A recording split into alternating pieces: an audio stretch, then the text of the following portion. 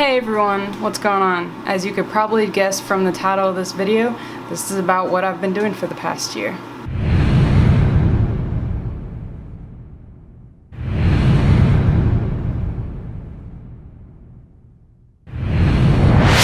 Next week is the Battle of the Beasts in Northport, Alabama, and that is the last meet I did last year, so October of last year to October of this year, so 1 year since I last competed. So being a competitive powerlifter and not competing for a year kind of fucks with your head a little bit.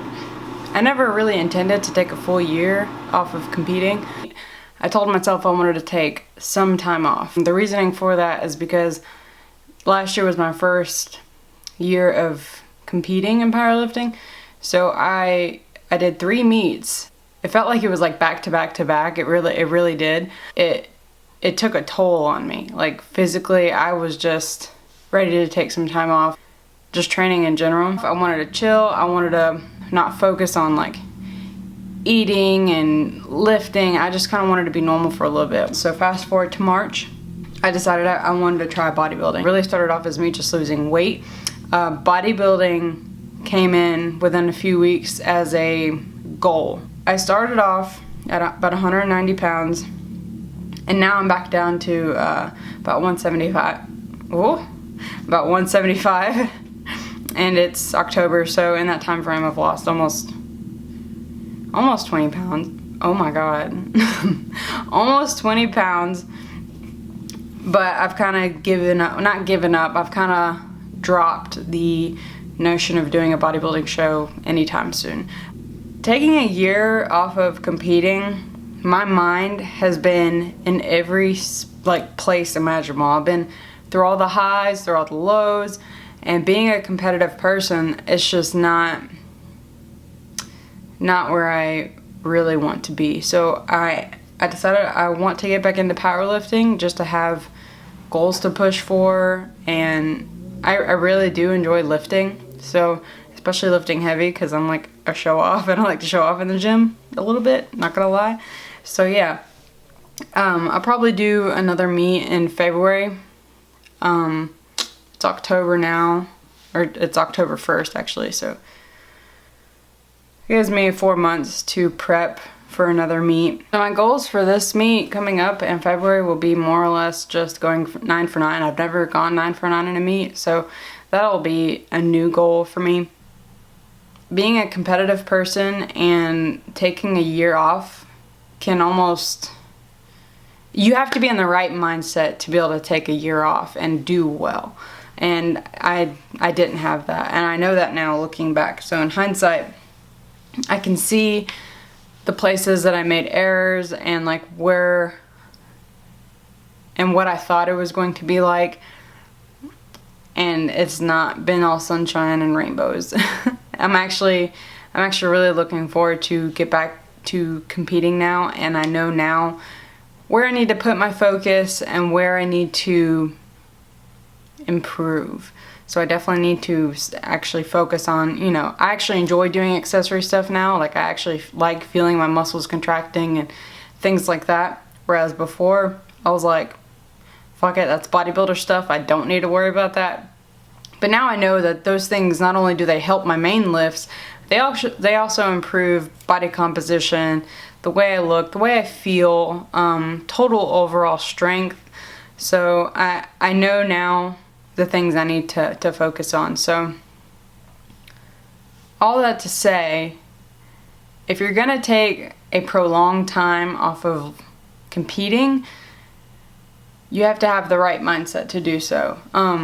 I guess some people will say the opposite. If you're going to do back-to-back shows or back-to-back meets, you have to be in the right mindset. But if you're a competitive person, I think that part I think will come naturally. If you know what I mean. Like if you're just a competitive person doing a meet and then a couple weeks later doing another, or however long it is, whatever, months, whatever. If you're gonna do meets or shows like that, I think that's just kind of how you operate. Like that's just natural to you. I think the part that's hard is taking time off and still staying consistent. that's one of my biggest things. It seems like after, you know, last year after a meet, it would take me a few weeks to get back into competition mode where I was just grinding and, you know, doing what I needed to do. If I don't have something close to look forward to or a meet to push for or whatever, I'm just like, it doesn't matter. It doesn't matter. Like, things just don't matter. So having that same mindset of push, push, push, even in your off season or whatever you want to call it, that's fucking hard. That's really fucking hard. And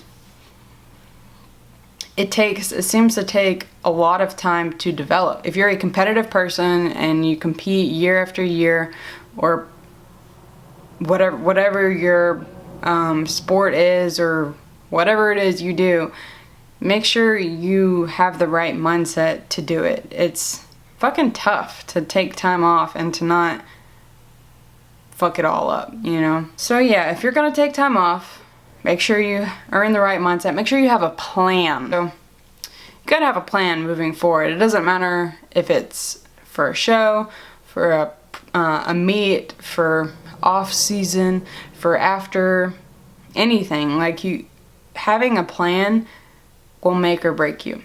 That's my little rant for today. Oh, and if you guys, oh my god, it's got sweat on it now because I'm fat. Ugh. Excuse the sweat mark, but this is Patrick's new stuff. Ew, fucking sweat. Iron Havoc apparel. My fiance has started a clothing apparel line, and it is badass. I'm a little biased, but I love the shit so far that he's come up with.